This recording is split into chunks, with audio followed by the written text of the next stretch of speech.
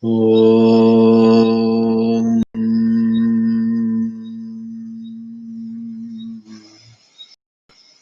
Bhadram Karneभिः Pranuyama Devāः Bhadram Pashyemakshabhiryajatraः Stirairangaistushtvagumsastanubhiः Vyashema Devahitam Yadayuः Swasti na Indro Vruddhashravāः Swasti na Pusha Vishvavedaः Swasti nastarksho Arishtanemiः Swasti no Brahaspatir Dadhatu Om Shanti Shanti Shanti.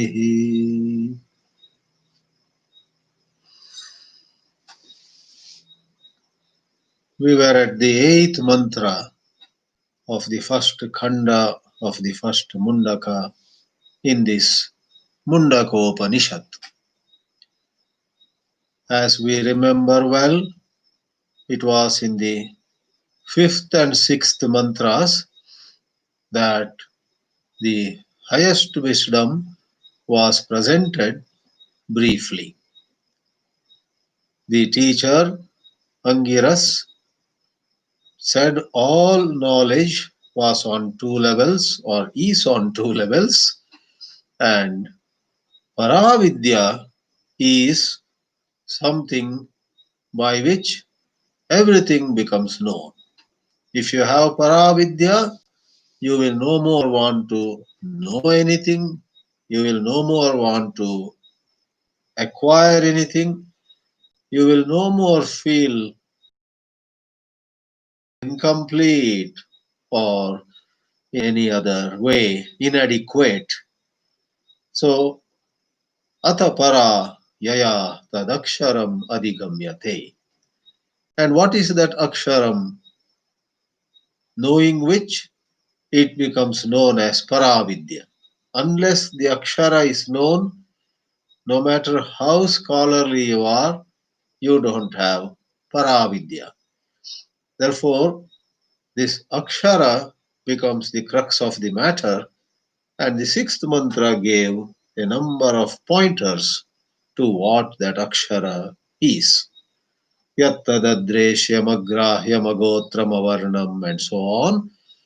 A little long mantra, and at the end of this a little long mantra, you had akshara was shown as bhuta yonim. And elaborating on that bhuta yoni, the source of all living beings, the rishi said, it is like how the spider from its own within, not depending on any external support, either for intelligence and guidance or for even material. Totally from within itself, the spider spins the web. Like that, Brahma appears as this universe. A good question was asked at the end of the last lecture by talking of this all living beings coming out from Brahma, and then in another mantra by talking about a sequence. Do Upanishads validate creation? The single word answer for that is no. Swami Chinmayananda used to say the different theories found even in the Upanishads for the way creation comes about are, of course, he went quite far in his humor. He said they are like how a mother feeds her little child. The mother has a morsel of food in her hand and is saying to the child, open your mouth, eat this. And imagine a scenario. The mother and the child are sitting outside the house on a little platform, and the child, who is in good spirits otherwise, not crying or not giving any other kind of trouble to the mother, all the same, was keeping his mouth shut. Mouth is shut. How to make the child open his mouth? So, in this little scenario that was described by Pujya Swami Chinmayananji, the mother then says to that 4-year-old boy, "Look, I must tell you, you see this coconut tree here? Once, when your father and I were sitting here, we saw. Did you know? Do you know what we saw? On top of that tree, there was a huge Rakshasa, huge demon." And this 4-year-old boy, imagining a huge demon sitting upon the coconut tree, looks at that tree and, in astonishment, in some kind of excitement, opens his mouth. That is when the mother puts the morsel of food into the mouth of the child. This is the explanation given, which implies that if you have the maturity to meet the teacher at the level where he is, then no theory of creation would be offered at all. But hardly anyone has that maturity. You and I are not knee deep or waist deep, we are neck deep in this erroneous perception called plurality. We are so much anchored in it. Therefore, of necessity, without validating creation really, Upanishads, for the sake of communication, employ what we once referred to something called adhyaropa, deliberate superimposition, which is to be subsequently negated. So this is a temporary acceptance, and accordingly in the Mundakopanishad it was said tapasa chiyate brahma, that was the last mantra we saw, tato annam abhijayate. 7 levels were indicated. So this theory here, or in the Taittiriya Upanishad, from the Nirguna Nirakara Brahma, it is said space came, from space came air, from air came fire, from fire came water, from water came the fifth element, earth, and then everything else got created. So there is another story over there. In yet another book, there could be another story. All these stories are not valid from the Paramartha point of view. But when we are not ready for Paramartha, when the child is not ready to open his mouth, then the mother has to cook up a story. I have already called it going a little bit to the extreme on the part of Pujya Swami Chinmayananji.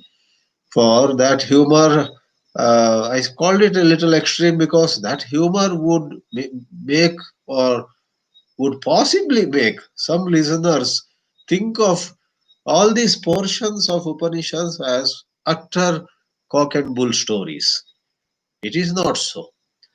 Though this is not the truth, these theories have tremendous intelligence in them, tremendous order in them, tremendous logic in them. Therefore, Vedanta sits quite pretty in the company of science. Vedanta and science are not, poles apart. They can walk hand in hand.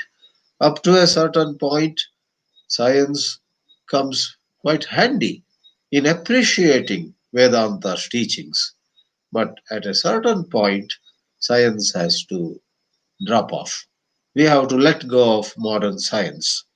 That is how it is said. Metaphysics begins where physics ends. Physics has to end, making way for metaphysics. To think that within the domain of physics, even that of Einstein or Max Planck or Heisenberg or whoever, even the so called advanced physics of those advanced scientists of the latest time, we cannot find Paravidya. In Paravidya, a different approach is required. It is said by a great scholar very rightly that all said and done, the entire body of discoveries of modern science, and for that matter, so many other subjects that are taught in the universities, entire body of knowledge over there is got by five pramanas: pratyaksha, anumana, arthapatti, upamana, and anupalabdhi. There is a whole science of pramana vichara. How does knowledge take place?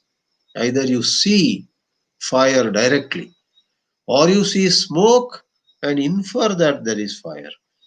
Either you see somebody eating and getting fatter and fatter, or you see someone fasting every day and yet you find his weight is increasing. Then you say he must be eating at night when all of us are asleep.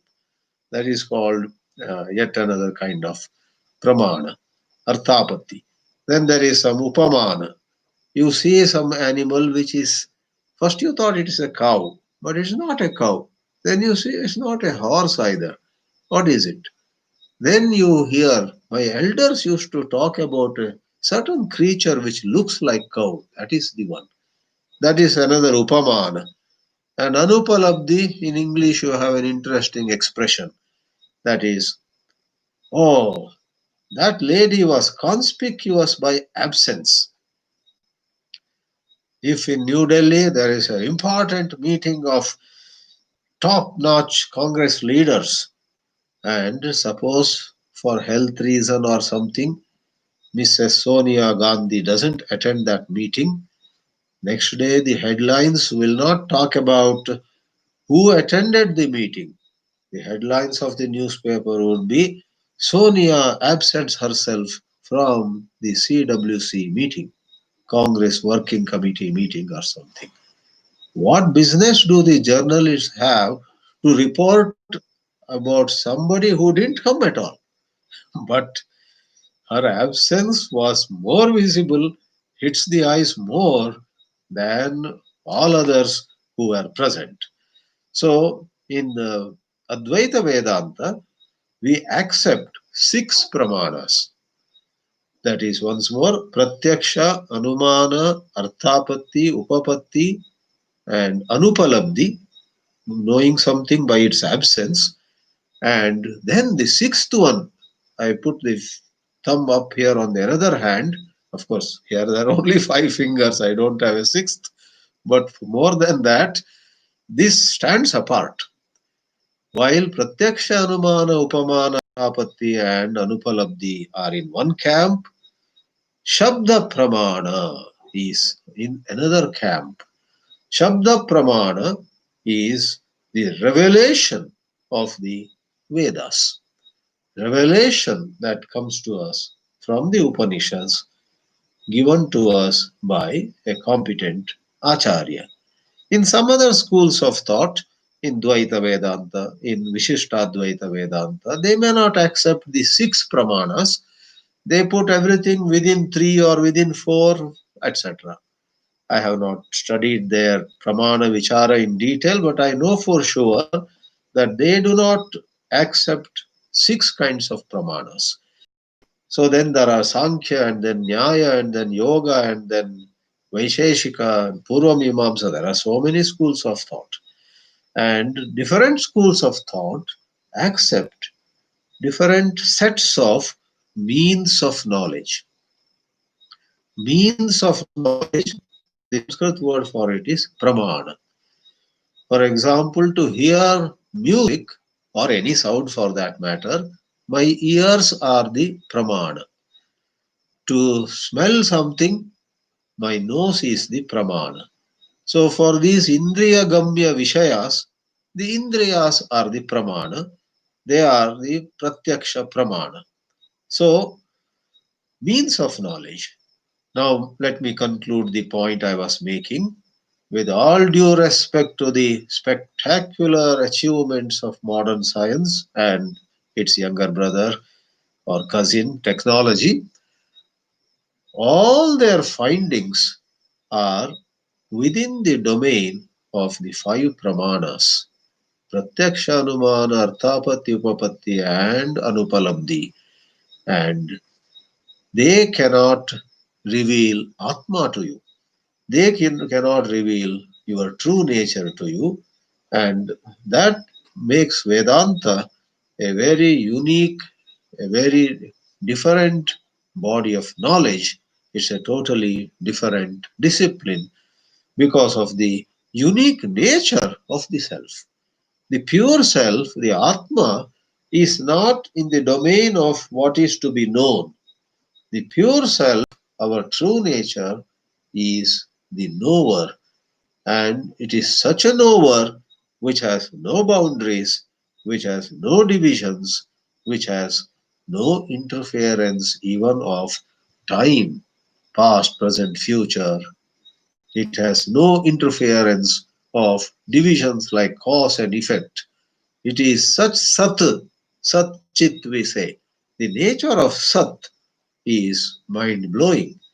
Whereas these disciplines, physics or chemistry, maths or biology, economics or history, and so many combinations of all these subjects, they are always operating in the domain of what can be measured, what can be noticed, what can be judged, what can be assessed, what can be felt, what can be seen, and so on and so forth.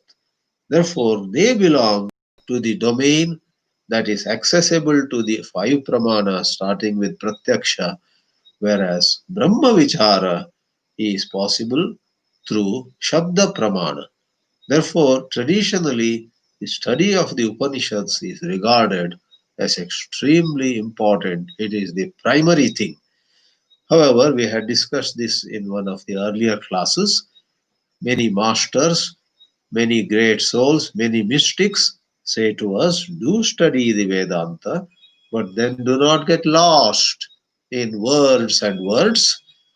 Please inquire, please meditate, and they throw their own light. Whether that is also a valid discipline, we will have to examine.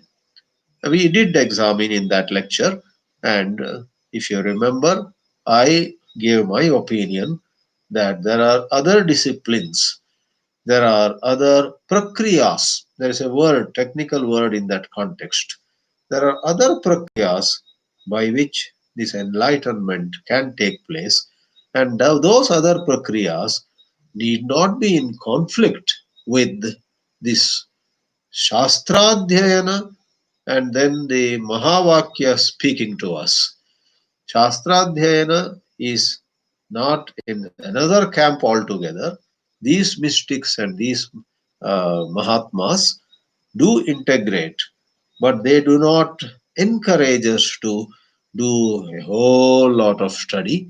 They do ask us to pick a little from the Vedanta Vichara, and then they give us certain advice of bhakti, of surrender, or of Atma Vichara, who am I, and so on. We will not go into it again today, but we will go into it some other day again because that is a big debate, and you and I need clarity on that matter. How our sadhanas, when we do japa, when we do puja, when we do the so called meditation, how exactly they operate, how exactly they influence our antakarana, etc., needs to be understood properly. All right. So, in the eighth mantra, which we saw, but just before moving ahead, I may quickly summarize. Brahma was said to swell. This is adhyaropa. This is deliberate superimposition. Really, Brahma does not swell, does not shrink, no, in the colloquial American English, no, nothing happens.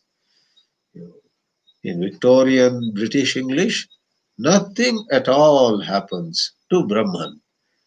But this is Adhyaropa, that is deliberate superimposition, where you and I walk with the teacher a few steps, we get a different outlook, a different paradigm.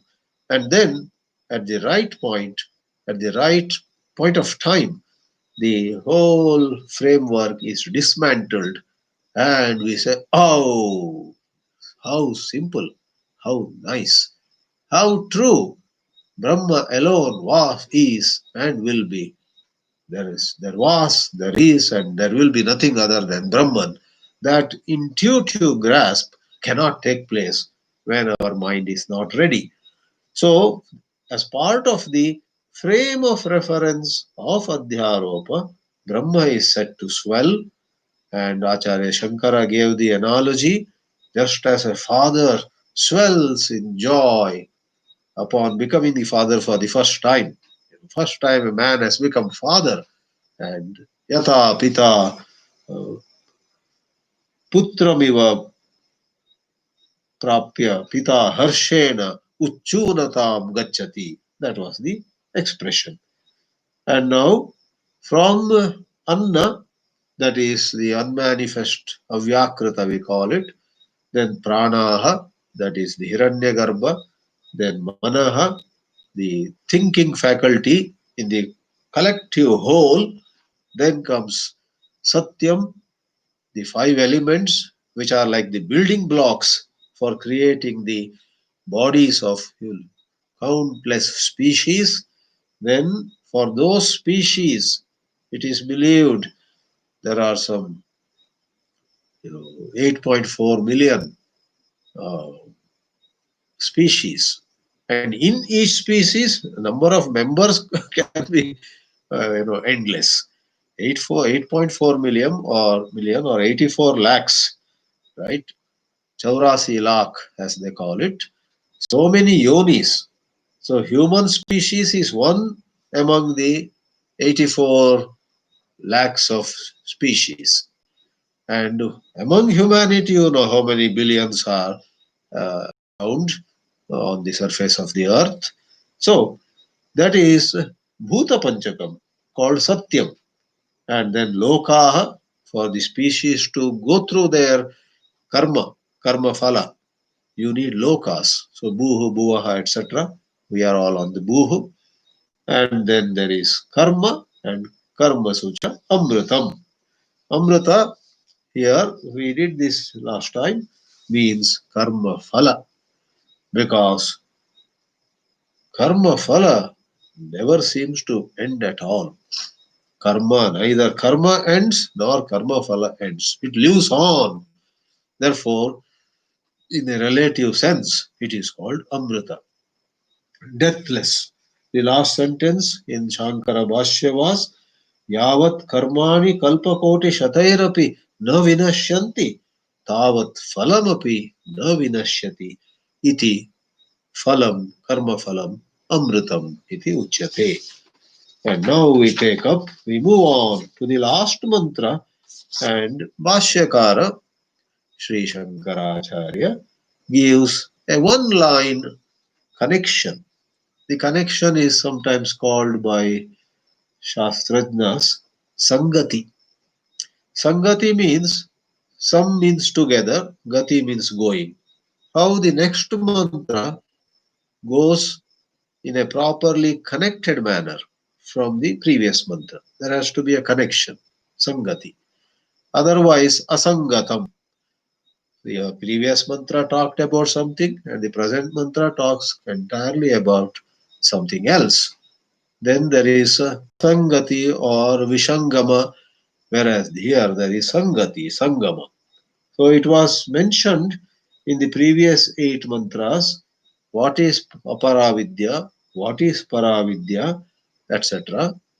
And the Sangati for the ninth mantra is Uktameva Artham Pranartham Aha. In the second khanda, there are things to be said. Whatever was said in the previous 8 mantras have to be properly wound up. So we have to summarize what was said before and lay the foundation or pave the way for what is going to be said. Adi Shankara says this ninth mantra does both these functions. Uktameva artham upasanjihirshuhu. Another sweet, pretty word. Looks a bit complex, but if you go on studying these technical words, you will fall in love with them. Upasamhara is conclusion. Upasamharam chikirshuhu.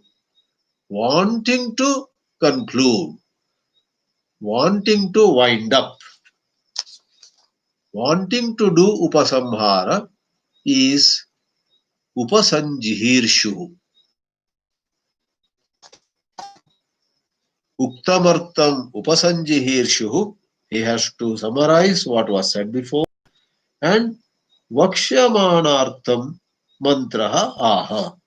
It also says what is going to be said. It prepares the ground. That's about it. So let's see what is the short summary and very quick uh, preparation for the next section. So ninth mantra I am reading now. Yas sarvajnaha sarvavid yasya jnanamayam tapaha tasmadetad brahma nama रूपमन्नञ्च जायते. Short mantra, short meter. Yaha sarvajna. Other commentators jump in to say, look, the ninth mantra changed the gender, linga. In the earlier mantras, the focus was on akshara or the word was Brahma, and both Aksharam and Brahma are Napunsaka linga, neuter. And here, suddenly you have Yaha, not Yat, not feminine Ya. Ya would have been feminine, Yat would have been neuter, but the word that is coming here is Yaha. Yaha Sarvajnaha. And the explanation is given.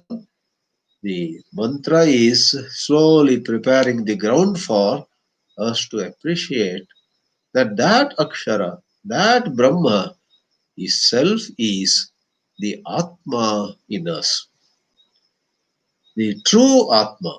Presently, some of us are so identified with the body, and some, thanks to a lot of study and maybe tapas, some sadhana, some visualization, a lot of contemplation, they look at themselves as the Sukshma Sharira. Now, especially among elderly people, once in a while you do find a sadhaka who has been doing spiritual studies for a long time, saying, well, in this life, I don't know how many years are left for me, and I am preparing for the further journey. Other day, I wrote a note in Sanskrit to a gentleman in Chennai. I have a few people whom I approach when I have doubts in Sanskrit or in Vedanta or anything. So, this elderly person in Chennai, some 15 years older to me, answered that doubt, but then said, okay, Swamiji, nowadays I am not into anything of the society. I hardly attend any lectures, I hardly give any lectures. And then there was a punchline. I am preparing for my yatra onwards, further journey. I have reason to believe that that scholar wrote that line in the email with quite a lot of feeling. Some may have even spiritual, supernatural experience of seeing themselves other than the body. This Chennai scholar might not have had that kind of experience, which is not necessary. But his Vishwasa, his Shraddha in the Shastra, in all the karmas, in all the upasanas, and a whole lot is such that he has intensely begun to believe that this body will drop now. Let's say he is 78 or something now, and maybe sometimes you and I think of how many years are left in our life, and we think of how many years did my father live, and we think that I also might go at that same age when my father went. Though there is no reason, sometimes a father passes away very early, sons live long, and the other way too. However, these are ways in which our mind works. So my point is, large number of human beings are identified with the body very strongly. A small percentage thinks of themselves as the samsari atma, going to take another birth and continue one's sadhana and so on. And Upanishads want us to push us further deeper. From the body, if you have graduated to look at yourself as the sansari atma, that's a you have come a long way. You have come a very long way. I am which has had many lives, which will have many lives in future. This 90 years or 100 years, 80 or whatever, this is just a very small period in the long journey in which I have been traveling.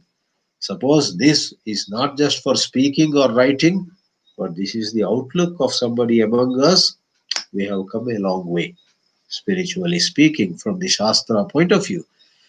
But that sansari, the English word for it is transmigrating. Sansari Atma, though way higher than the physical Atma, body, is still not the ultimate truth. The ultimate truth is asansari Atma.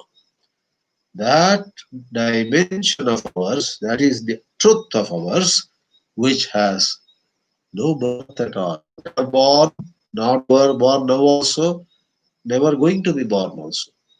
So there is two Atmas in the context of this Vedanta studies. Please stick to these two Sanskrit words if you can. Once you go deeper than the physical body, there is the Sansari Atma. All Shraddha, Titi, Karma, prayers, you know, when somebody dies or even years after dying, we say, wherever she is, may her be happy. Our grandmother has passed away.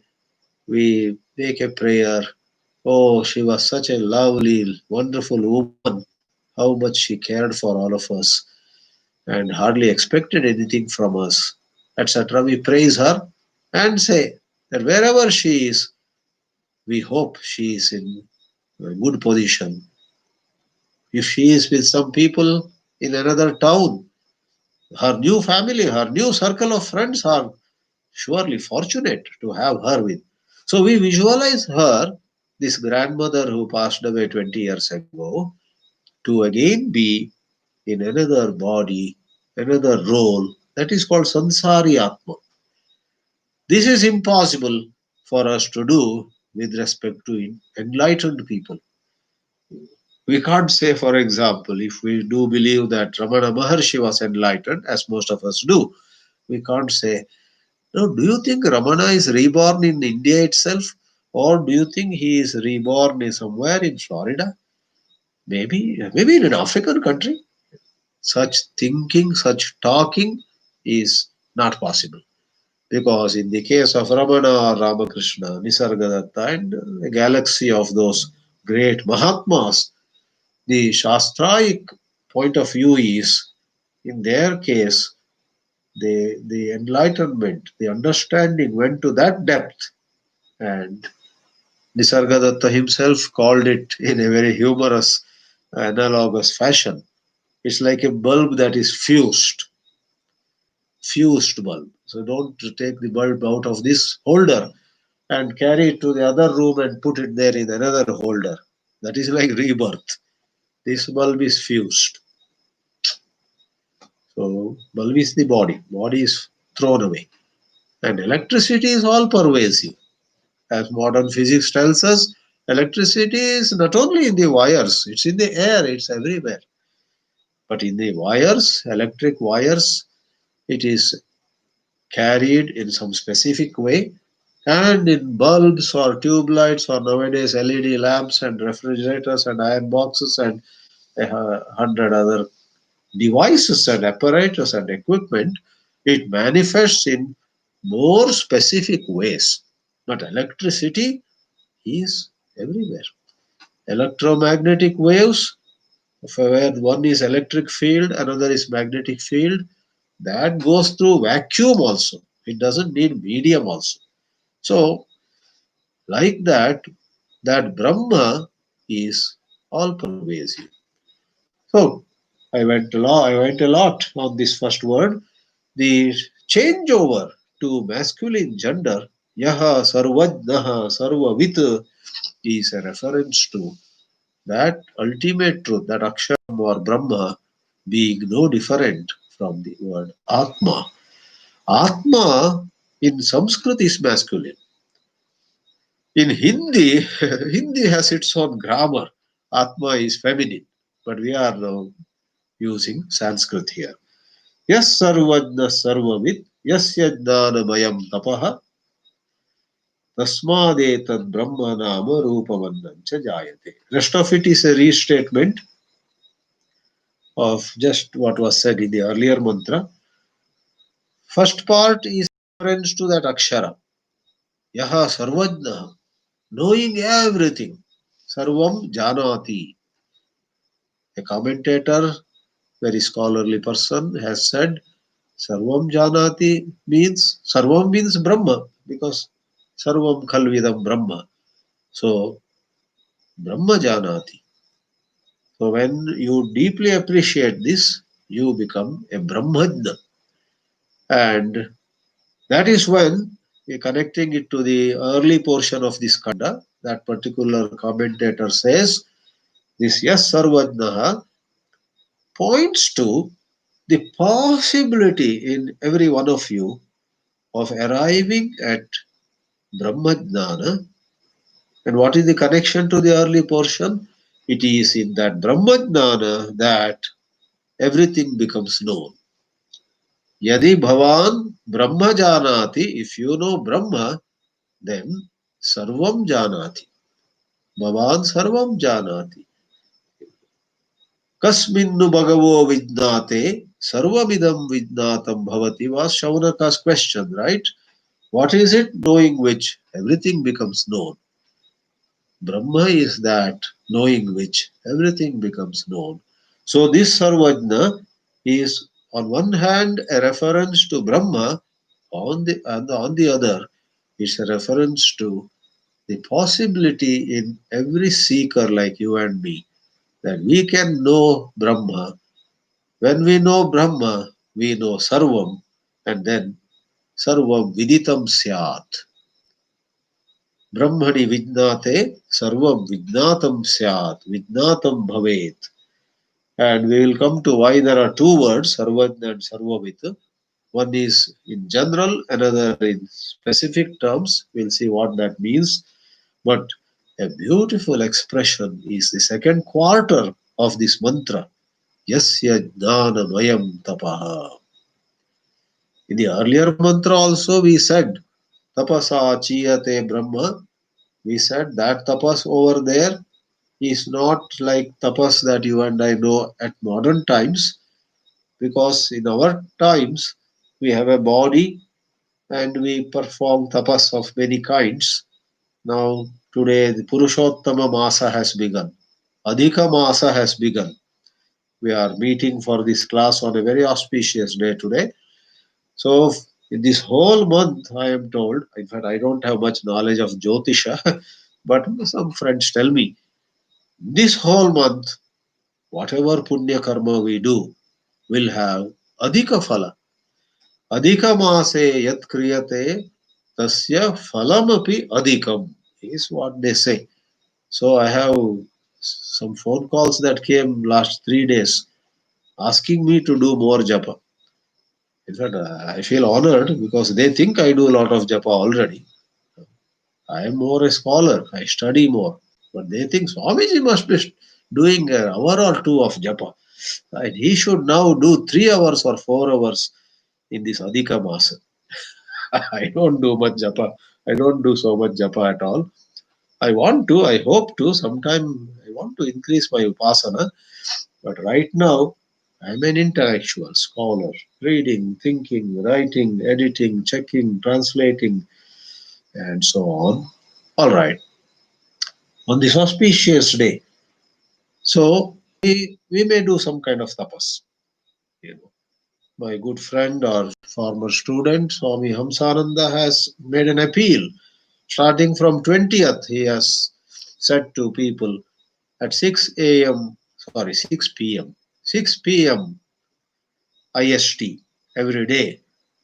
Let us all chant Hanuman Chalisa once with the specific purpose of invoking strength to our soldiers of India because, as you know, as those living abroad also know very well, India and China have a lot of strain in their relationship now. God forbid, but there may be a war on our borders. So we recite, let us say, um, Hanuman Chalisa. All that is a form of tapas. Whatever anushtana you do, upavasa and so on. But at the level of Brahma, when there was nothing else, it is Jnanamaya Tapa. Last mantra also said that without using the word Jnanamayam, but here it is explicitly said, Yasya Jnanamayam Tapaha. This is a mind boggling phrase because the Jnana also here is not through vrittis, through thoughts, through concepts, through ideas. You know, if you and I to get together and let's say for Bhagavata Saptaha like that, 1 week we are studying Bhagavatam. 1 week, several hours, many, many hours in a day, we are going over the shlokas, translation, this, that. There is language, there are words, there are concepts, there are ideas, there are images. But at the time we are talking of here, in that pure state, there are no words, no languages as yet. Therefore, jnana of the subtlest kind. So sometimes we say it's a very sukshma sankalpa, which also is a concession in language. All right, Brahma does jnanamayam tapaha, not grosser ones, as you and I know now. And from that Brahma, from that Sarvajna, from that Akshara, Brahma jayate. So Brahma is born. Oh, from Brahma, Brahma is born. The second mention of the word Brahma refers to Hiranyagarbha, the total subtle body. Then various names and forms, Nama Rupam, Nama Rupam. Nama is name, Rupa is form, Annancha Jayate. And all the gross um, manifestations. We'll quickly see Shānkara Bhāshya here. Yaha Ukta Lakshanaha Aksharakyaha Sarvajnaha. Why do we call him Sarvajna? Acharya Shankara explains, Sarvam Janati iti Sarvajnaha. The reference here is since the Atma is the all pervasive pure consciousness, as that pure consciousness, as that awareness that illumines everything, anything and everything in this superimposed creation, superimposed, adhyaropita srishti, anything and everything, big or small, Himalayas or a little pebble over here below your feet, and even your own thoughts and emotions, they are all illumined by that all pervasive light. That is Sarvajna. Now comes the word Sarvavit. Visheshena sarvam vetti iti sarvavit. What is meant here is, while as pure light, the Akshara, the Brahma, or that Atma illumines everything, upon being reflected in thoughts of living beings, a specific knowledge takes place. That specific knowledge is not apart from the general knowledge, but like a subset. So, those of us studying some subject have ha moments. Wow, I understood this. Oh, now I know what this is, and so on. In every subject, there is something called knowledge taking place. That is on the level of thoughts. So it is said, Visheshena sarvam veti iti sarvavit. So whether at one stroke, at one go, everything is illumined, or on the plane of thoughts, at particular points of time, some particular knowledge arises, all of them are possible with this Brahma only. Yasya jnanamayam. Here Bhāshya clarifies this tapaha which is jnanamayam is jnana vikarameva sarvajnya lakshanam tapaha. It is as though a movement in the supreme intelligence. Jnana vikaram. However, first of all, let's see, it's clarified. Na ayasa lakshanam. On our level, when you and I have to do some tapas, standing on one foot, one leg, maybe fasting, or maybe observing vocal mauna, not talking at all. There are some people who observe mauna, but whole day they are so active with their language of signs. They're so restless. And they are telling everybody, and so on. So that is more ayasa. Even if you don't do that, this upavasa, this mauna, etc., are ayasa lakshanam. There is strain, there is stress, there is physical suffering. Whereas jnana vikaram, the commentator rightly says, even this jnana vikara, as though the purest intelligence undergoes some modification, is not to be literally taken. He gives a very humorous example. The sun is shining, sun is illumining everything, and imagine a little mouse comes out of its hole. And then if you say, now, after illumining everything, the sun has, just now he has illumined the mouse also. Now that illumining the mouse that has come out of a little hole is not like another action for the sun. For the sun, illumining the mouse that has come out is part of anything, part of whatever was anyhow going on. So the Tippanikara here makes an attempt to clarify with that little humorous example that there is no vikara really, that there is there is nothing to be done extra, there is nothing to be done specifically for that mouse. Sun has been illumining that whole place, and this little mouse came out. It is also covered in the light of the sun. So the expression in the Bhāshya Jnana Vikarameva, it has been explained in this way. So these similar teachings come elsewhere in Taittiriya Upanishad. We have the expression Sa tapaha tapyata, Sataha tapaha atapyata, Satapo tapyata. When you split is Sa tapaha atapyata. That supreme Brahman performed tapas. There is an elaborate commentary also by Acharya Shankara. So we have to recognize the uniqueness of the tapas here. And now we have Tasmad yatoktat sarvajnat etad brahma hiranyagarbhakyam jayate. Tasmad etad brahma, that is the sentence. Then Nama. Nama is names. Whether it is cat and mouse, Himalayas or Ganga, or you and I. Among men, this is Devadatta, that is Somadatta, and so is Yajnadatta. This is Sita, that is Gita, that is Nita. Or in West, they say Tom, Dick, and Harry. These are names. And then Rupam, Idam Shuklam, Idam Neelam. This is white, that is blue, and so on. Annam cha, Vrihi Yavadi, various forms of grains, food.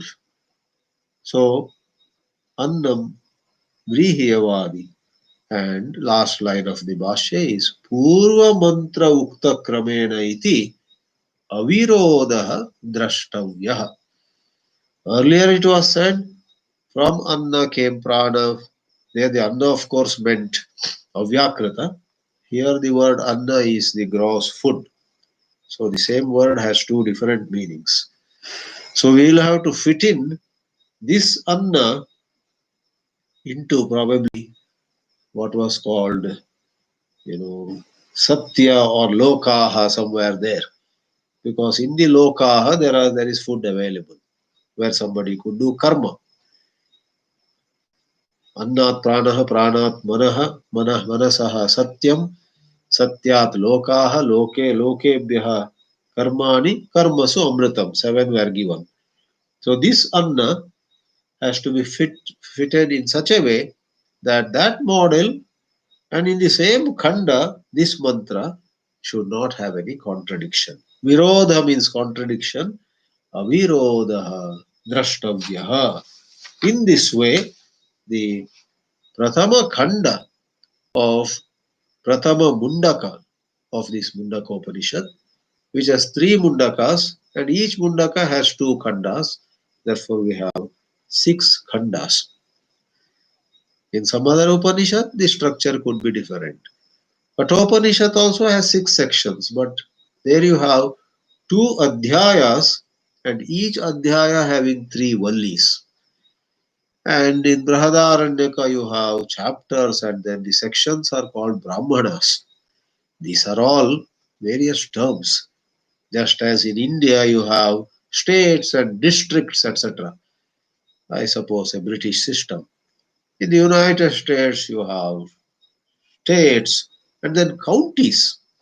This county, that county, and so on. So not a big deal. That is their nomenclature. That is how they divide. This is all matter of language. So Prathama Khandaha Prathame Mundake Asyam Upanishadi Samaptaha Tatra Tasya Bhāshyamapi Samaptam. So here we have uh, the beautiful last mantra giving to us once more that all this is a certain movement, certain vibration, with our limitations of imagination, certain vibrations of the supreme intelligence. I said limitations of our imagination because we cannot imagine something where there is no vibration at all. Because we are so wedded to phenomena in time and space. Everything has to be a movement in space going from point 1 to point 2 at certain distance, millimeters or centimeters or nanometers or picometers. Some distance has to come into the picture. And we are so accustomed to looking at everything as happening in time, whether it's hours or minutes or seconds and microseconds and nanoseconds. We have been trained, and science further strengthens it. Look at it as happening in space and time. Therefore, this Jnanamayam tapas also, comes to our mind as something happening in space somewhere in some way. But the Vedanta says space itself comes later. Brahma is something where there is no space by itself, no space, no time. Ashabdaha, asparshaha, arupaha, avarnaha, and so on, all negation. Let's pause here. Om Namaha Paramarashibhyaha. Let me see.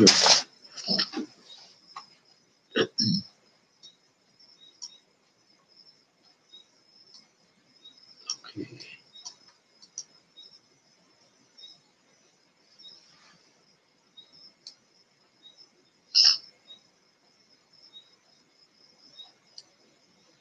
Greetings, as always. Welcome. Some you have used emojis also. Namaste symbol or clapping symbol or greeting symbol, which that variety is good. I'm looking for a question. I don't want to miss it out.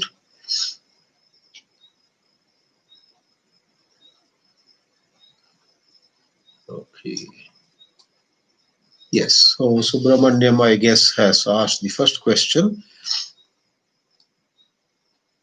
Swamiji, does out of body experience, they call it OBE, out of body experience, happen in various sadhanas? If so, did you personally have any such experience, or do you know anyone who had this? Out of body experience, I have not had. I have not had. In fact, to a range of such questions, my answer has been for years.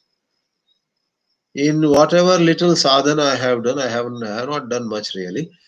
Whatever little sadhana I have done over the 30 years or so, I have not had experience of anything supernatural, but my mind has on occasions become so quiet, so peaceful, so free of any negativity, so free of any regrets or anxiety, etc. For a little while. Later on, human being, I also have my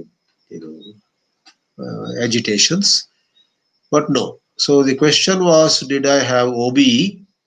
I didn't have, and not among people whom I know directly, but in books and literature, etc., we hear. Uh, and amazing examples. What was her name? Anita Murjani, I think. Anita Murjani in Hong Kong or Singapore, having out of body experience, seeing her own body being operated by surgeons and family members giving up on her, saying she is dying, but she comes back to life. So Anita Murjani goes all over the world on seminars, conferences on out of body experience. And I personally do not think that she is bluffing. She must have gone through those experiences. And many Westerners also have talked about it. And in a connected fashion, just yesterday I had a long discussion with somebody with about Ian Stevenson. He now is no more, but till recently he was very active. Ian Stevenson had collected a lot of cases of rebirth around the world, in Africa, in India, in Thailand, in Sri Lanka, and in United States also.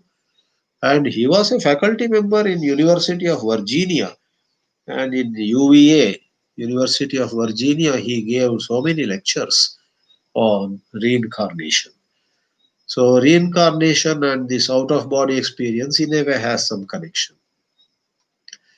So no, I neither have had myself nor know somebody face to face who has experienced it. Then there is this user one. Is Hiranyagarbha all the Sukshma Sharira in one? Yes, all Sukshma Sharira put together. But then it's not just looking at them together, all of them together will have their own personality. Therefore, to convey the point, it is said that think of the president of a country, prime minister of a country. So, in a democracy, he is on that chair because all have voted him, majority at least. So he sort of represents, he is called the first citizen, and so on. Now, that power, that position has as though the weight of the whole population, all the citizens behind it. So, to come to the point directly, Hiranyagarbha is some principle to which you can pray. You can pray to Hiranyagarbha. All the Sukshma Shariras together get a collective personality, and there is a Adhyaksha, there is a presiding Devata, Adi Devata. That Adi Devata is Hiranyagarbha. So you can pray to Hiranyagarbha, and there will be answer. It works. So in Hinduism, Vedanta, and in the Vedas, Agni, Vayu, Jala, and Varuna, Varuna, Indra, all of them are both principles as well as personalities. So if you look at them as personalities, so it will be. You will have visions of their personalities. Some of you may know there is a saint called Meera, alive now, from a farmer family in Andhra Pradesh. But she has had countless visions of Indra, Varuna, Indra's court, and for last 30 years she is living in Germany near Frankfurt. But she comes back once in a while to her village in Andhra Pradesh. So her name is Meera.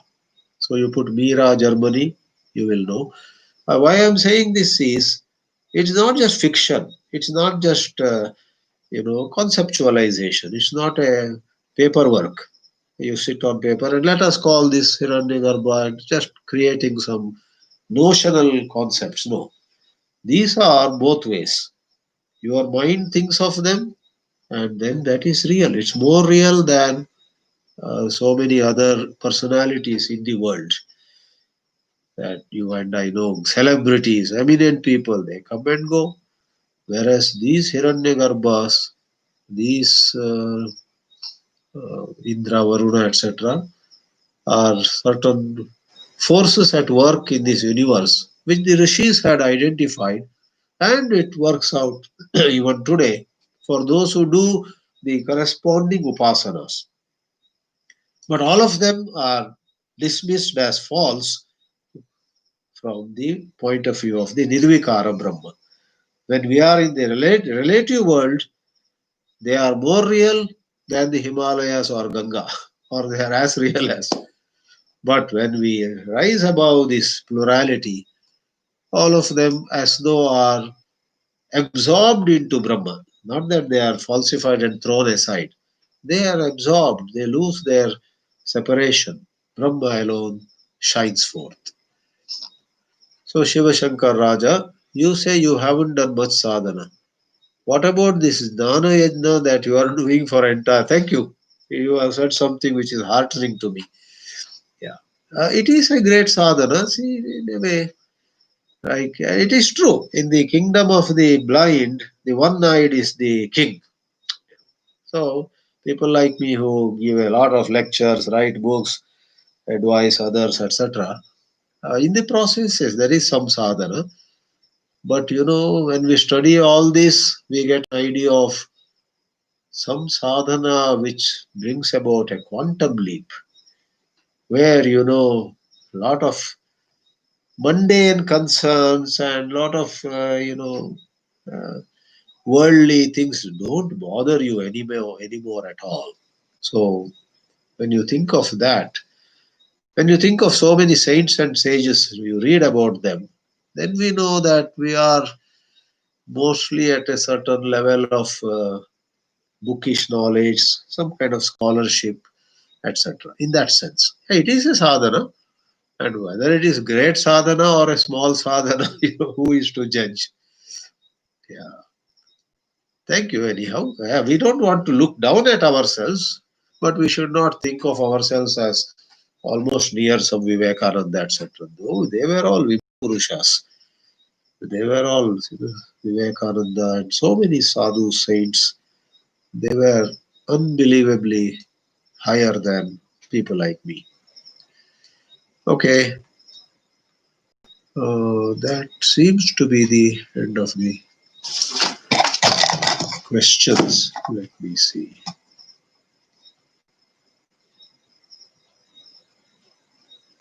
Oh, somebody has asked a question here. Is perception the reality or a reality? I don't know whether this person is attending this session, but he has chosen to ask the question on WhatsApp. Okay, is perception the reality or a reality? Perception of Brahman is the reality, but perception on lower levels are all realities. So each of them is to look at somebody as an enemy is a perception. That is a reality. Who knows? That person may have all the intention to attack me. Therefore, it's a perception and a reality. Now, India's perception that China may, get down to a war, which we don't want, but if they get down to it, we will have to respond. That is a reality. So, otherwise, the Supreme Brahman is the reality. And that is also called Samyak Darshana. You perceive the oneness of all life. You perceive the oneness of all that is. If he is here, he would have heard now. Otherwise, I will answer that over WhatsApp also. All right. Okay. Namaste. Till next Friday again. Om Namo Narayana. Om Namah Shivaya.